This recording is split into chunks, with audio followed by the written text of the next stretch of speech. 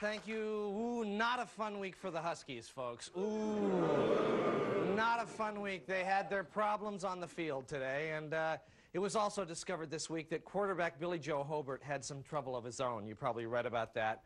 Let me see if I got this straight. He used connections to get a big loan that he couldn't repay, then used the money to buy cars, guns, golf clubs, and wild weekends.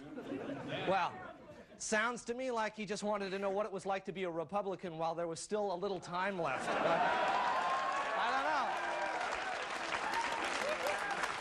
know. The last yuppie, the very last yuppie. Billy Jo Hobart had the last 80s experience that anyone will have. It's over now. He got in under the wire there. Yeah, the Huskies, they dropped in the polls. So did the Republicans. Oh, yeah. Well, yes. A lot of them dropped out of their jobs, which they were particularly mad about since the economy is so bad right now. Yeah, our own ex-governor, by the way, you know, he left on his own accord, but he says he wants to be ambassador to Japan now. You might have seen that. Booth wants to be the ambassador to Japan. Although if that's not possible, he's already lined up a job as singing coach for Mariah Carey, just to fall back on, which is good. That's good. You might be wondering what some of the other losing politicians are going to be doing. At least we thought you might be so. We made a few calls and compiled this list. For example, Dan Quayle is going to write an autobiographical pop-up book.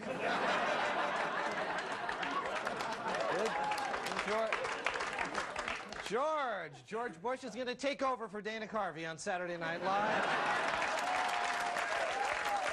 Yeah, you're right there.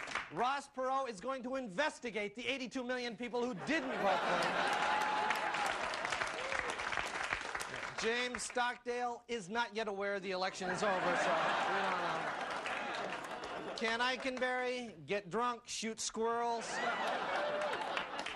And finally, Rod Chandler will become rap star MC Cottonhead and run in '96 with the slogan, "One bad mother in tennis shoes," which I think will help. I think that'll help out. Yep. A lot of people lost jobs this week. Those big transitions, lots of things like that can be traumatic times in a person's life, those big transitions. So we're pleased to announce that we've lined up a new sponsor who's trying in their own way to help out in times like that.